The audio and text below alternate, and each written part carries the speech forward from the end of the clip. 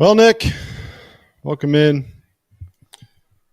This game was looking a little different a couple minutes ago, and now we got ourselves a little bit of a barn burner here in the ninth. Welcome in to Chatterbox Reds, everybody. Hope your Wednesday afternoon's going well despite the current status of the Reds. Nick, how are we doing today? Never been better. I mean, I can't talk until I get everything going. It's just I don't really know what to do here. So kind of just stuck. I cannot talk and work. Doesn't work. Okay, well, I'll fill us in. I'm behind everybody in the chat, I'm sure, with my feed, but it is what it is. I'm in the top of the ninth. Santiago Espinal at the plate, 2 outs, 2-1 count on the batter. And drive to left field, shallow, in comes the fielder, and that'll do it for the Reds in the ninth. 1, 2, 3 inning, and to the bottom of the ninth we go. Man, that was quick. Not ideal. Not ideal. Not ideal.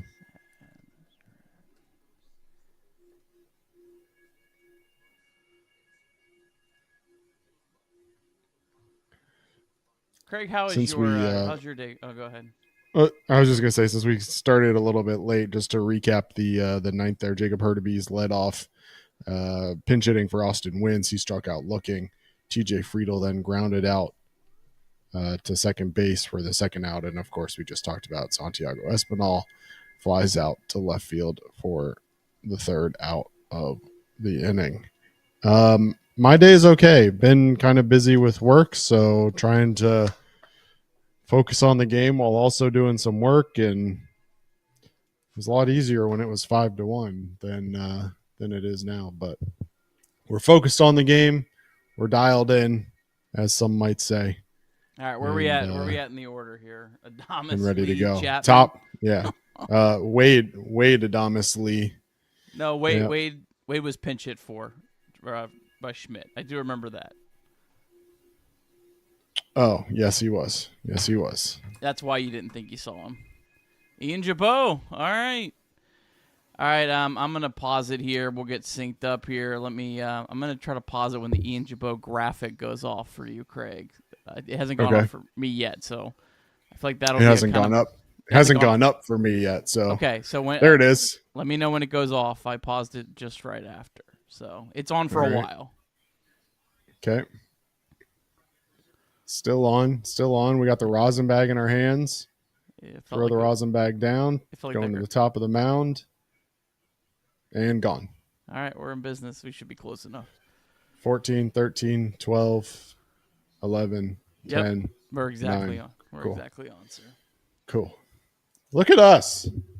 Well, it's a lot easier to do actually for me because I'm watching it now on a browser. I hooked up Mini Mac to the TV, so it makes it very easy for me to pause. Like DirecTV you had to also hit pause and know that it was going to take 3 seconds, for it to actually go through.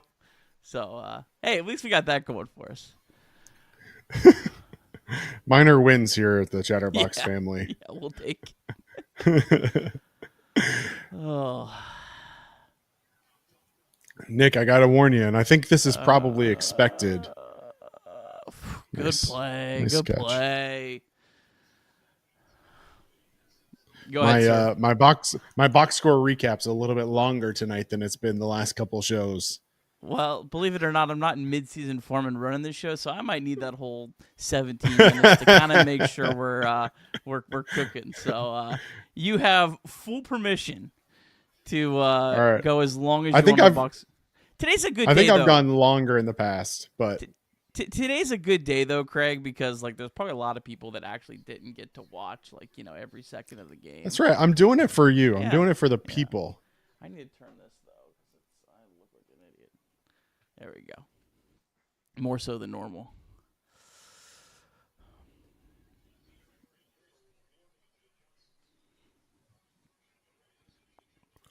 Can I just say this, and maybe we'll talk about it on the actual show, maybe we won't. How nice would it be to have a hitter like Young-Hoo Lee in the Reds lineup as he drives Craig. this one to left center? Oh, nice. Willie! Beeman. Willie! How dare you question Willie? Willie! Yes, sir.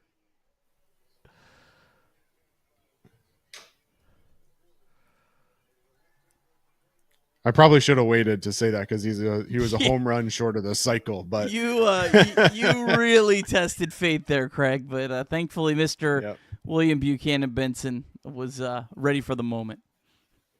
Ready for the moment, as always. As always. Come on, Ian. One more. Yes, sir. Nice. Kids aren't home right now. They're at soccer. So you know what? You can have the full Kirby Unleash. You don't get this often. But, yeah, we can ride. All right. For the first time in 2025, we go into extras? Where are we at, Craig? Where are we at in the lineup? We got Ellie leading off, followed by Gavin Lux in CES. So we have Espinal on second? Would be Espinal on second, yep. All right. Ellie could have a little moment here. That'd be nice, wouldn't it? I think it goes without saying. We need likes. Yep. I mean, I do know what else you need at this point, but hey, look, you find a way to win this. Who cares how ugly it was? The ghost of Luke Dreamweaver with a wrench. Who's the ghost? Maybe we can't say it on the broadcast. I don't know who the ghost of Luke Dreamweaver is with the wrench.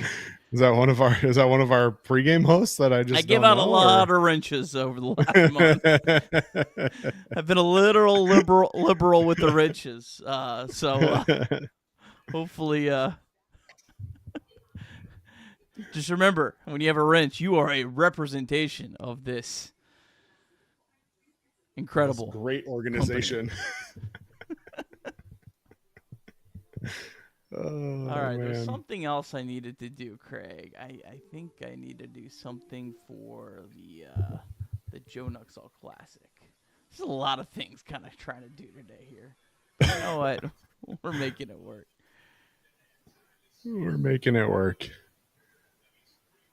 Okay, I kind of need to make sure that stream's not going because they have it as private.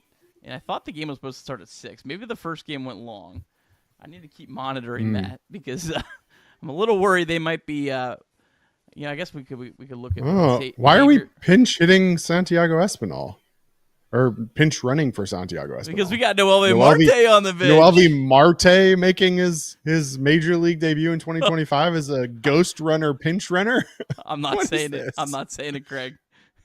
What is this? Please don't do anything stupid, Noelvi. Please. Ellie swings at the first pitch, fouls it off. Oh, man.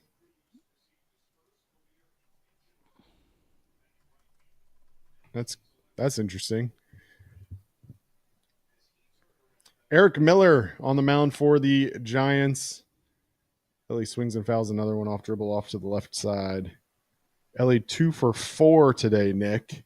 A double and a single, 2 RBIs on the day. See if he can add to that total now with a third RBI drive into Noelvi Marte, who stands at second as the Manfred man.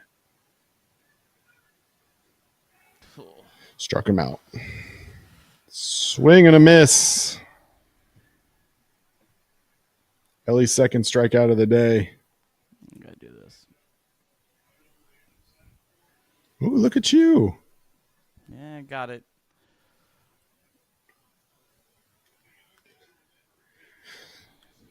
I'm going to bring up Gavin Lux on base twice today, Nick. He had 2 hits yesterday. Let's see if he can get his second hit here now. Left on against left. the left-handed Miller. Yeah. I mean, maybe we should have saved Heaven forbid Marte. You put Marte into pinch hit for your left-handed. Oh, man. Your left-handed second baseman moved Espinal over to second base and put Marte at third, but just, throwing out some ideas. What do I know?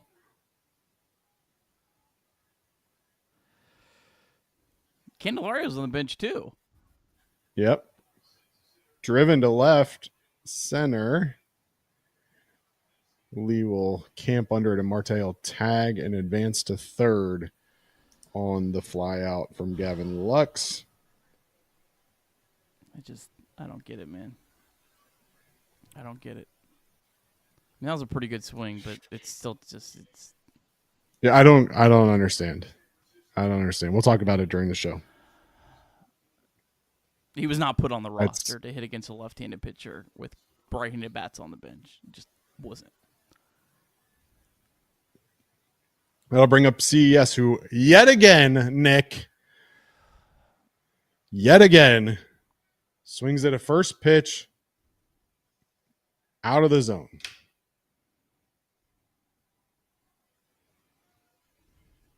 CES is a local guy. Probably got a lot of friends and family here. This will be a nice moment for him. He's 0 for 4 today. Well. And your boy Will Benson is in the on-deck circle. We won't get to him. Mercy. Not in this inning, at least. Not a good inning for the Redlegs there. They strand Marte at third. And we go to the bottom of the 10th, Nick. Ramos, the Reds killer, due up first. All right, what do we do here? Probably. Well, you got to start with the question of, does Matt Chapman run, or are they going to pinch run for him? I'd imagine they probably pinch run for him, right? I don't know. I mean, he's such a great defensive player that, you know, I mean, I feel like the Reds should bring in a lefty here and walk Ramos, but Flores crushes lefties though. So, well, he crushed Santillan too. So. Yeah, he's off to an incredible start this year, but he's he had been a platoon player up until recently. I don't know. I mean, Ramos is 0 for 4, but I mean, he's a good player. Was their all-star last year. Yeah. They do the Giants do have Christian Koss on the bench that they could utilize. Ramos, Craig, an extra infielder, but Ramos might be the kind of guy that it would be smart to kind of do the unintentional and intentional pitch around, see if you can get him to chase. Pagan is coming in. It will be Emilio Pagan, so that might be the way to go. But I don't know. But I mean, with Yastrzemski, it's not a great matchup right on left. So I guess if you're bringing in a righty, you probably attack him. And Matt Chapman is starting on second base. There you go. According to Game Day. And now I'm taking it off because it's going to be like 16 pitches ahead of me. Likes. We need him.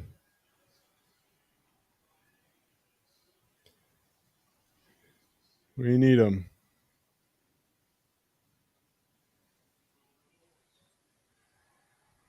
They just should have replayed that. I thought was live.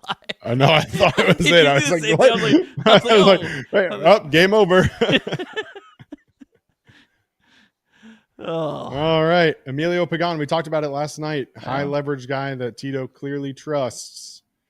He's brought in winning run, stands on second. It's Matt Chapman. Pagan will start by facing Heliot Ramos, who will send a fly ball to right field. Jake Fraley camped under it. Tag from Chapman is cut by Ellie De La Cruz, and Chapman advances to third base on the fly ball from Ramos. Now what do you do? I mean, now do you trust Pagan enough to load the bases here and face? Because if you do it, you're going to have face Bailey and Fitzpatrick. I mean, clearly, they're two worst hitters in the lineup. I mean, I think you walk the next two. And that Tito's, well, he's pulling in, he's bringing the outfield in.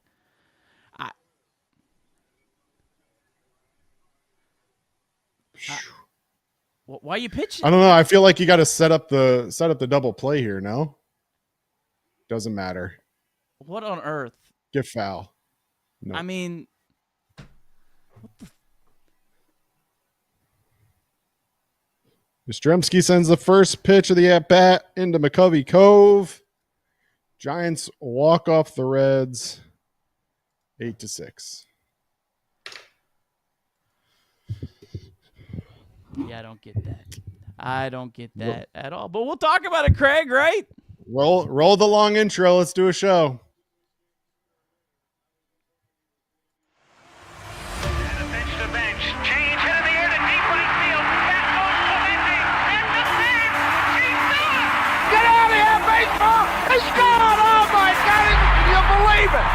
Johnny Bench has tied it up. The Cincinnati Reds win the World Series in 4 straight. It was a sweep. In the dirt, it's a wild pitch. Here comes Walker. The Reds win the pennant. Larkins won the game. That ball is fair. Cincinnati's ahead. 2 games to none. Welcome Joe Randa to Cincinnati. Adam Dunn has done it again. Benzinger backing and calling. And the 1990 World Championship belongs to the Cincinnati Reds. Marty, yes. This is Adam from Milwaukee. Hey, Adam, how you doing? I'm good. How are you? Good. Do you think Scott Chatterbox is a good player? Dunn up there with the bases loaded, the outfield deep and around toward right, and the 1-0 on the way to the plate. Swung on, long drive, right field, and this one belongs to the Reds. And a high drive. Hit back into deep right field. Junior has just knocked the door down to the 500 club. Benson's first home run is a walk-off winner. That ball had a family. And De La Cruz is, oh my goodness, look at this kid run. My, oh my, that is a triple. Matt McLain's first big league bomb. Spencer Steer's first big league hit is a home run to straightaway center field. Joey Votto's done it again. The pitch. Botto swings high in the air. Right field. Yes! He pointed to the dugout to say, I told you. That is Joey Votto's 315th career go-ahead ribby. Only Johnny Bench had more as a Red. And I can't tell you how much it means to play in front of everyone here in Cincinnati as a Red. What a gift. What a tremendous gift. So thank you. Thank you. I think I can speak for all of Reds country. Joey Votto, thank you. High drive. Left center field. Racing back to the wall. Bourgeois. The Reds are National League Central Division champions. In the air, left center field. Did he? He did. He did. Reds win. Reds win. Line to the right field. Genius, the first Red ever with 4 home runs in a game. Can you believe it? In the air, down the right field line. Does it have a chance? The Reds have won on a 3-run home run on opening day by Ramon Hernandez. A strike away and out away is Homer Bailey. Ground ball to third. Frazier gloves. Throw to first, and Homer Bailey, for the second time in his major league career, has tossed a no-hitter. Oh, gosh. Oh, my God.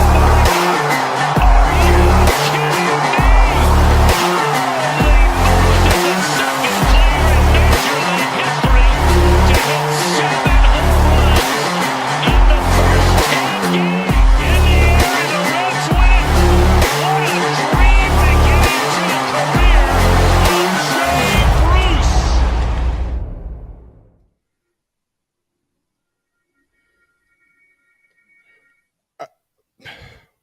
I'm in shock. What do you say? Listen, where do I even start, Nick? I'm so worked up. All right, look, we're a mere 13 games into the season. I, like many other, were so excited when the Cincinnati Reds went out and recruited Terry Francona to be their manager. And I don't want to jump ship already. I really don't. But 13 games into 2025, and there have already been just as many, if not more, questionable decisions by this Reds coaching staff. And we saw even more today. Did they make a difference in the ultimate outcome of the game? I don't know.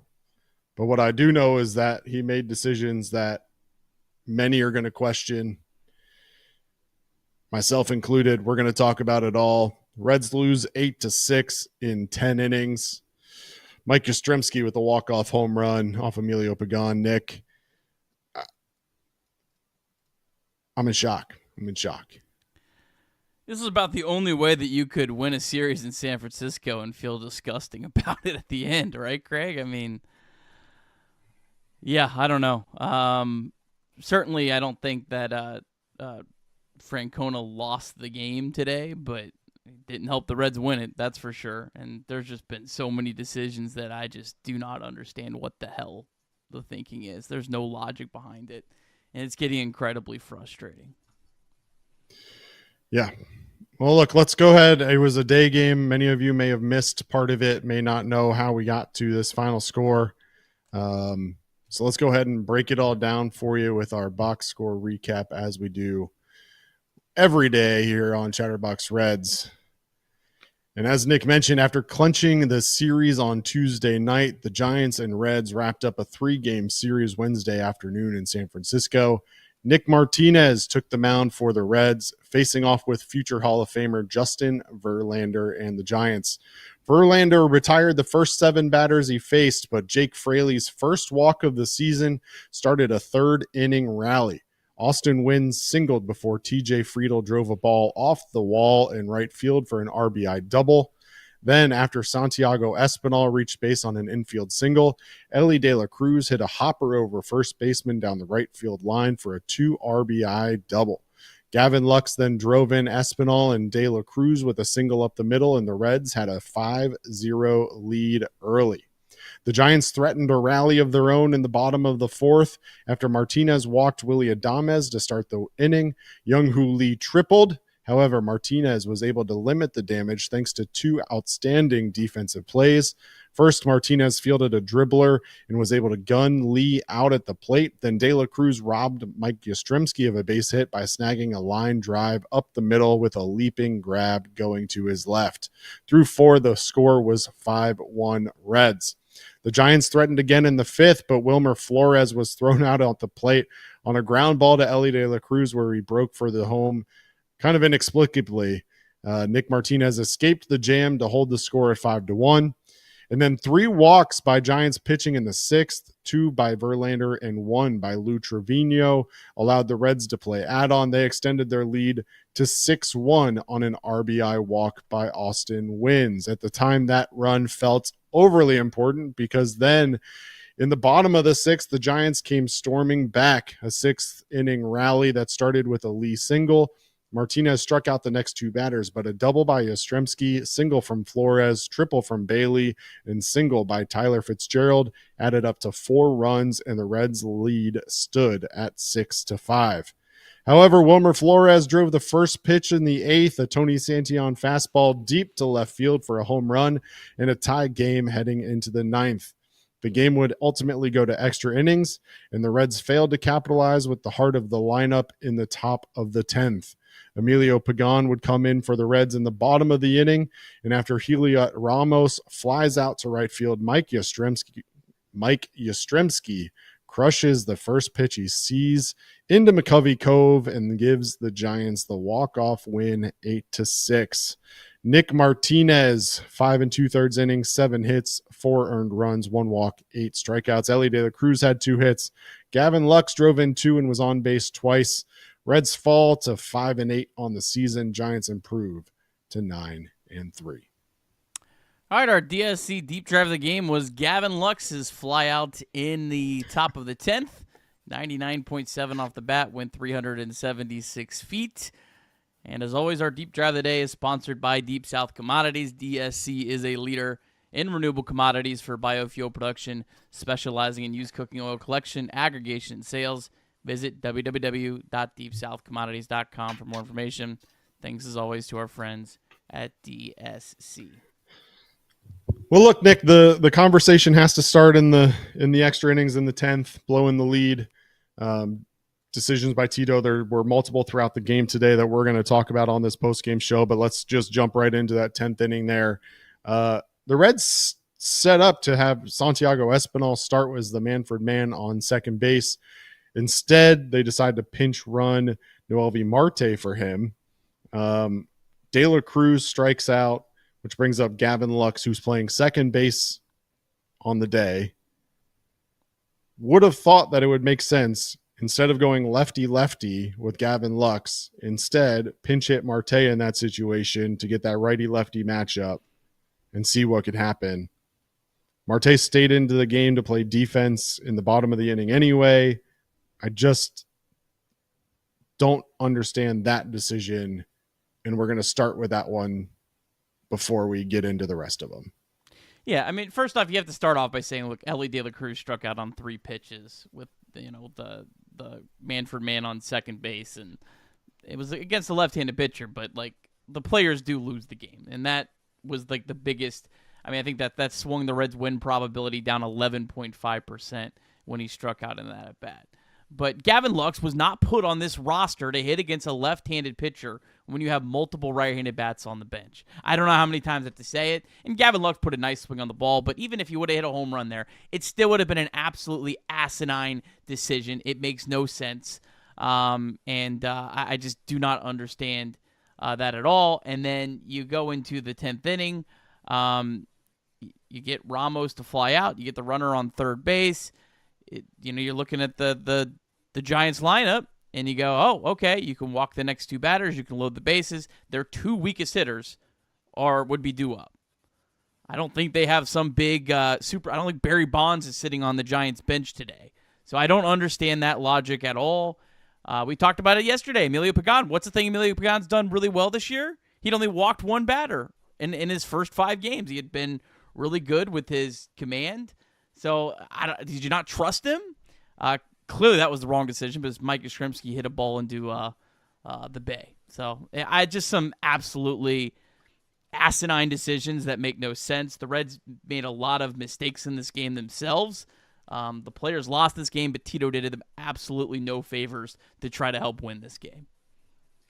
Yeah, just to break it down for those people that weren't able to watch it, maybe you're listening to the podcast on Thursday morning, maybe you're watching this back Wednesday night and didn't get a chance to see the game.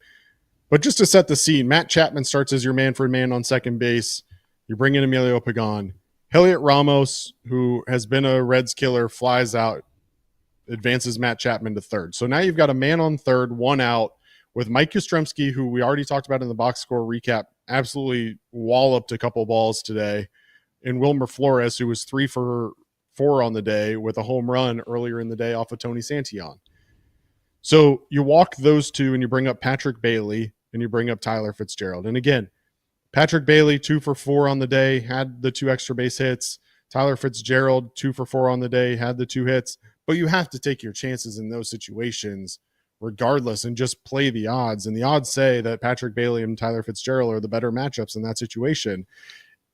I don't get trying to attack the runner there, because you haven't even set up a double play. If you want to say, okay, let's go ahead and walk Yastrzemski and take our chances with Wilmer Flores, maybe I can get behind that, because at least you've set up the double play.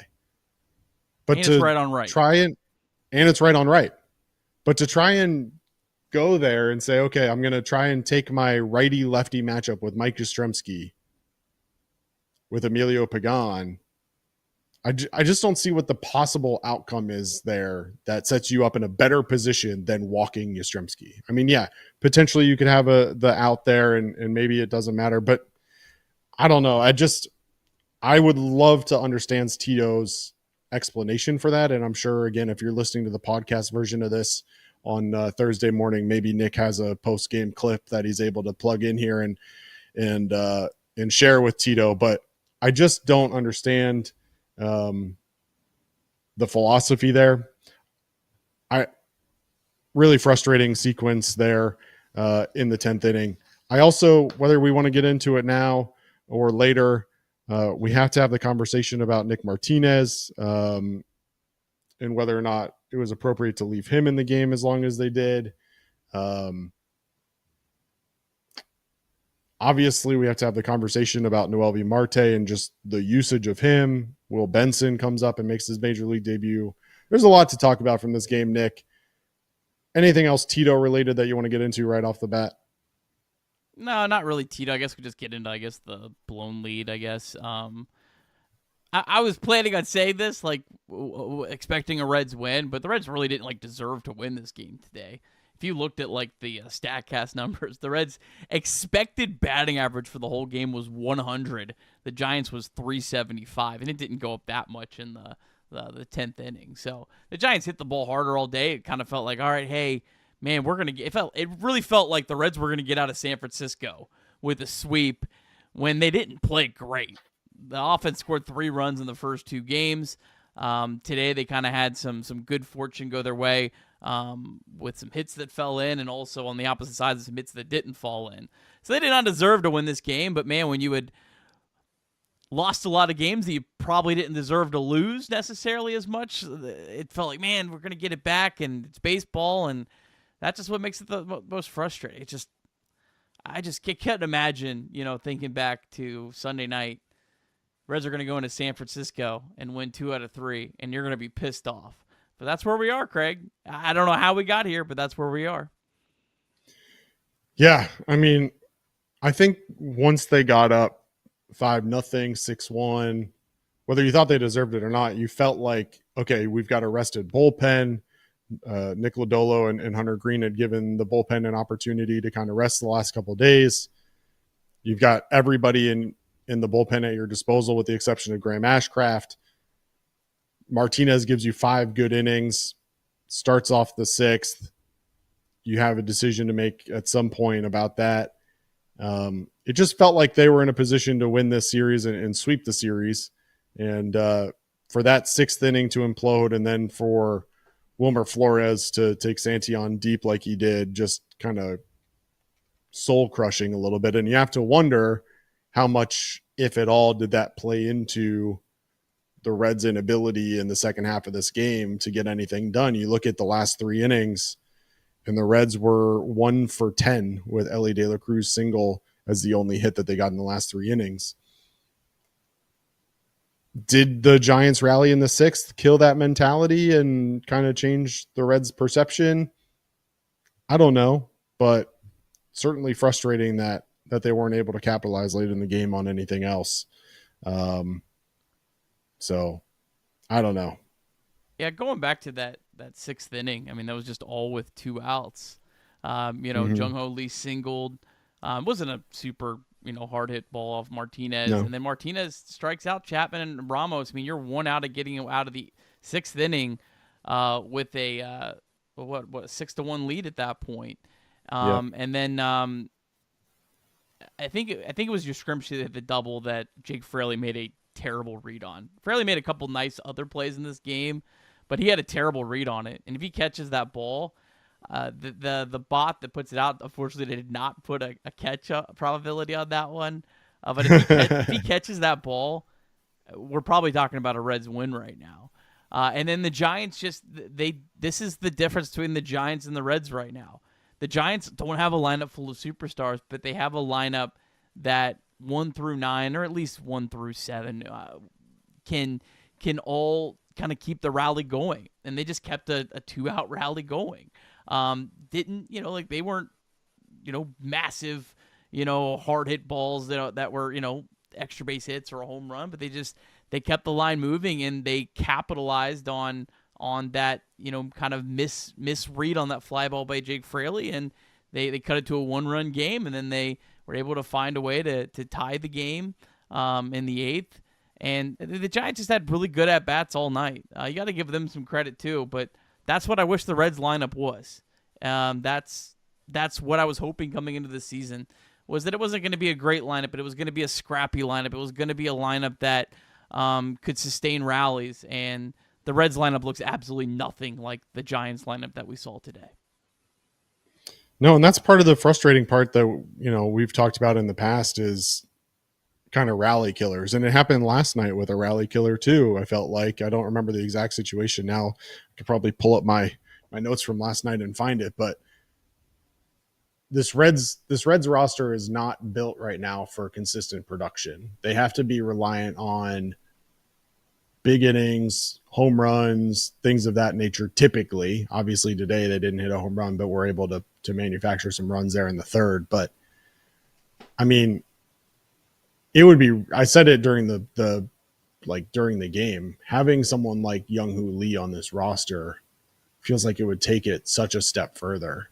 Just having that consistent production and that type of attack at the plate versus having guys like CES who's swinging at the first pitch every single time. If I'm a major league pitcher right now and I throw CES a first pitch strike at any at bat in the coming weeks, you're doing something wrong. Throw it up in the zone or out of the zone, and he's going to chase it right now. So, no, there's just no consistent production. Here and there, they certainly get spurts, but I don't feel like it's consistent. That's certainly one of the things that needs to be addressed, and we'll talk about that more, I'm sure. Frustrating end of the game for sure. Certainly doesn't make you excited, I'm sure, to go to the games this weekend. But in case you are thinking about going to the games, Nick, where can they get tickets? Yeah, of course. You want to make sure you get down to the ballpark this weekend, see these Red Legs. And if you want last-minute tickets, the best place to do that is clearly with the Game Time app. They always have the best last-minute deals. They have all-in pricing. It shows you your total with fees before checking out. Panoramic seat views, really like that as well. Event cancellation protection, automatic full refunds for events that are canceled or not rescheduled. And as always, the lowest price guaranteed, or Game Time will credit you 110% of the difference. So take the guesswork out of buying tickets with Game Time. Download the Game Time app, create an account, and use the code CBox for $20 off your first purchase. Terms apply. Again, create an account and redeem the code CBox, CBOX, for $20 off. Craig, what time is it? It's game time. And as always, we want to remind you that you can call or text 988 anytime, day or night. The 988 Suicide and Crisis Lifeline is a place to get support for anything related to mental health, whether it's an immediate crisis, simply wanting to find out how to connect with care, or anything in between. It's a 100% confidential, secure, and anonymous way to reach out for help when you don't know where else to turn. To connect, call or text 988 or visit mantherapy.org to get help. And as a reminder, it's okay not to be okay. Well, look, Nick, I think we had a couple super chats, or at least maybe one, that I want to get in here while we have a break. I got him here. Gable something. Shout out to you, Gable. 2 super chats. Gable, Bottticher. Ellie's been anti-clutch. CES is Brandon Larson. Okay. Stevenson and McLain are injury prone. That was the other one. Oh, and there's another one. Delusional Reds fans, but we got Tito with the, I don't know which emoji that is. Any thoughts on those 3 super chats? We appreciate the support. Yeah. All right, and then JT Waugh, why do I let the historically awful Reds do this to me? Man, this team is no different than any Bell-led team. I have no faith in Terry. This year is tough to watch. I'd rather make out with my stepmom. I would advise against that. Yeah, I think, I still think I enjoy the Reds better than that, but, to each their own. And then maybe your stepmom's hot. Maybe. I mean, at least it's not family. It could be worse. Could say that you were going to make out with your sister or something. Maybe the stepmom's hot. Okay, Craig. Definitely going to cut that out of the podcast. And then Sean Krutka. Craig, I got to ask. Oh, you're going to like this one. Maybe not. I got to ask, who's worse at roster building, the Reds or the Bengals? Man, they're both pretty bad. At least the Bengals know how to build an offense, so I'll go with the Reds because they clearly don't. Speaking of offense, Nick, Will Benson today, not good. Yeah, the haters got to eat today, man. They were what a field day. What a day for the Will Benson haters out there. Yeah, he looked rough. I mean, 0 for 4 strikeouts. Justin Verlander's curveball, he had no chance against. So, I still believe in Will Benson. I want to see him get a bigger run. I certainly would have liked to have seen him get to face, some of the guys that the Reds got to see in the back end of that Milwaukee series and Mr. Landon Roop. But yeah, tough day for Will Benson. The critics of Will Benson, you had it was good for you. Good day. Congratulations. Yeah. Not a good day for Will Benson. Obviously, we didn't get much out of Noel V. Marte, so hard to talk about that. I do want to ask you your opinion, though, on the idea of bringing up someone like Noel V. Marte for potentially a 2-game stint and not using him at all versus leaving him in Louisville and allowing him to at least get some reps. What do you think of him sitting on the bench today? I have no issue as long as that's all this is he's going to go back down either on Friday. Maybe the Reds call up a reliever for one day. Yasser Zulueta is a guy on the 40-man roster. And they're sending him back down. Now, if he's still on the roster when Andrew Abbott comes back, then I'm going to really be confused what their plan is here with Noel V. Marte. But if they were just calling him up just because they wanted an extra body, remember, we talked about this yesterday. When you're in San Francisco, you kind of have to think ahead. And when there was a whole bunch of guys that were scratched and you weren't sure of their health, you have to start flying them across the country. So I don't really have an issue. Noel V. Marte was on the 40-man roster. I didn't think it made a whole lot of sense to bring up Tyler Callahan for his debut, for him to sit on the bench for a couple days, most likely. So as long as Marte is actually sent back down either on Friday or Saturday, I don't have any issue with it. But again, if he's still on this roster and he's just sitting up here not playing, then I have no idea what the plan is for him, because he clearly needs to get everyday playing time, unless they just think he absolutely has no future with this team, and then we're really screwed. Yeah. Steve Ross put it in the chat, and I do want to ask your opinion on it real quick. They asked Terry Francona in the postgame why they decided to pitch to Mike Yastrzemski, said that Yastrzemski was 1 for 6 in his career against Emilio Pagan, and that's why he allowed him to face him. I think I know your response, but why don't you go ahead for the good what a sample. What a sample. Podcast. What a sample, Craig. 6 at-bats. That's incredible. You know what? Jeimer Candelario had a home run off Justin Verlander, and he didn't play him today. Jesus, that's the terrible answer. God almighty, Craig. Why did they have to bring that up? No, that's a terrible That doesn't make excuse. you feel better about it? It's a terrible excuse. No. Patrick Bailey's like, what, a 500 OPS guy? I don't know.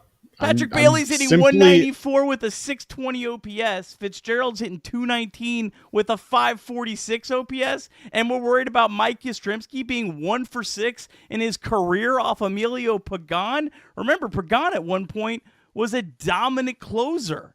Like, that's nuts. That's insane. For what it's worth, for the record, Emilio Pagan in his career against Wilmer Flores, 0 for 6, 1 strikeout, 1 walk. Against Patrick Bailey, 0 for 2 with a strikeout. Doesn't look like he's ever faced Tyler Fitzgerald. He was a rookie last year. I mean, well, I didn't know if they played he's each other up for his defense. That's why he's batting 9th in the Giants lineup. Yeah. So there you go. 1 for 6 versus 0 for 8 against the other two combined. So great sample size for sure, and definitely lands. Had to ask. Good question. Shout out to you in the chat. I wish we could just pump in these. I don't want to hear these pregame. That's the one thing that I'm honestly probably happy with is that last year when it was Bally, they would post like every single interview. Now they don't post them, and MLB they clip it out to where that question, I guarantee you on the MLB film room they're gonna cut that question out, and they're just gonna put Tito talking about how we didn't go right. It'll be like a 4-minute interview that they'll play on the air that we don't see, but they'll only clip up about 45 seconds of it for the fans to see later. Classic MLB transparency. We love it. Building a fan base. You put wild card tiebreaker in here. I saw your tweet about it earlier. I'll let you go ahead and touch on it here. thought when I put it in here, it was going to be a little bit more positive reason to bring it up. But the Reds lost the tiebreaker to the Giants. And look, if you really want any chance of the playoffs, having a tiebreaker against a team like the Giants could be pretty valuable. I mean, that is absolutely one of the teams that if you're looking at that final wild card spot, you'd be competing with. So, you don't think about these kind of things in April. And I know a lot of people are laughing. That's stupid right now. But if you come down to a tie, it's going to be pretty consequential. So, that was just another just absolute kick in the gut from today, was that you lost a tiebreaker against a team that if you're able to have a much better season than you've shown through the first 12 games of the year, you don't have that tiebreaker. So now you're essentially always going to be a half game behind the Giants for the rest of the season. Yep. And I think the tweet said that the Giants were the team right ahead of the Reds in the odds for playoffs, right, in terms of probability or whatever. So it's not like it was, losing the tiebreaker to the Dodgers. It's a team that you're likely going to be competing with. And I see in the chat, stop. The Reds aren't going to be battling for a wild card spot. Then why are we doing this every night? I'm sorry. I want to have a little bit of hope that maybe the Reds could make the playoffs. And this thing like a tiebreaker is pretty important. So if we have no hope, then what the hell are we doing the show for every night? I just don't get it. It matters if you have any sort of hope about this team whatsoever. Nick, how about the minor leagues? Anything exciting going on in the minor leagues today, Nick? Oh yeah, we had one game. We had one game. The AAA Louisville Bats, they lost 7-3 to Indianapolis, but Tyler Callahan, he's playing well. He hit his third home run of the year. Tyler Callahan, he had a slow start first 4 or 5 games, but he's been really great of late. He is now hitting. I had it in there somewhere. Craig, did you take it out of my thing? No, you didn't. Tyler Callahan is. I was on the wrong part. Tyler Callahan, 317 with an OPS over 1,000. Alexis Diaz pitched in this game. Here was his outing. Weak flyout, weak single, stolen base, walk, very hard hit single, stolen base, very weak ground out back to Diaz. Strikeout swinging on 7 pitches. That final pitch was a slider that bounced in the dirt. Diaz got 3 whiffs on 10 swings, and his fastball only averaged 92.2 miles per hour. That's down to almost 2 miles per hour from last year. And sometimes these minor league numbers the velocity ratings are off. Well, probably not, because Zach Maxwell hit 100.4. So maybe a little bit of concern with Diaz there. Zach Maxwell, speaking of him, he did give up his first runs of the season today. But he did throw 17 of his 23 pitches for strikes. So I kind of look at that line. I didn't get to see it, but it kind of makes me think maybe they're really just working with Maxwell on filling up the zone and not really worrying about the results. That's kind of what this outing looks like. But Edwin Rios also hit a home run today. Rhys Hines was ejected from the game. And then Will Banfield, he is off to a rough start, 1 for 24 so far. And then we do have a bunch of Reds minor league action tonight. Some of it's already probably underway at this point, as this is much later than I thought we'd be going on. Chattanooga, they play at 7:15 tonight. Really excited about Hunter Parks. He's making his first start since May of last season. This was Tom Nichols, the voice of the Dayton Dragons, told me that Hunter Parks was the guy that he got the most questions about from scouts. That were some pretty good pitchers with Dayton at the time. So he's an interesting pitcher, has a really good fastball, good slider, but really struggles with his command. So it'll be interesting to see kind of what he's able to do this year after missing most of last season. The Dragons, they just are about to get underway. I think there might be a rain delay. I think I saw something on that. They're 0-4 to start the season. And then Daytona, they just got underway. Reds number 26 ranked prospect Cole Schoenwetter making his 2025 debut. So that's your Reds MILB, of course. I'll fill you in on exactly what happens on the podcast tomorrow morning. Yeah, someone put it in the chat, Nick. They said, the real question is, do the Reds have the talent to fix this? Sadly, I don't think so. If they want to win, we need new blood. I'll just remind you that there's new blood coming. We have 3 starters who are on the injured list right now who are not participating for various reasons. So, yeah. Am I overly optimistic about the Reds prospects this year? Maybe not. But I don't think what we're seeing today and the 5-8 Reds as they stand today are what the Reds are. So talk to me in a couple weeks when Austin Hayes comes back and when Tyler Stevenson comes back. And then we'll be able to give a little bit of a more formal evaluation of this Reds team. But that's kind of where I'm at. Ned Flanders with a $10 super chat. Deep breath super chat. We won a series against a hot team. If we win the Pirates series, we'll be close to 500 with the mighty Mariners coming up next. Let's go. And Nick, that Pirates series is what's up next. Why don't you give us a breakdown of the action coming up on Friday night at Great American Ballpark? All right, Reds taking on the Pirates. Your pitching matchups for the series. Brady Singer versus Bailey Falter. That is on Apple TV+. So if you're like me, you're going to have to get an Apple TV Plus subscription. I was waiting for that to start Severance. I was waiting for the Reds' first game, so I'm going to do that and then probably try to watch Severance with the wife maybe this weekend. Saturday, it's supposed to be Andrew Abbott. It's not official yet, up against Andrew Heaney. And then Sunday, not official yet, Hunter Green against Carmen. I don't know how to say the guy's last name. Starts with an M.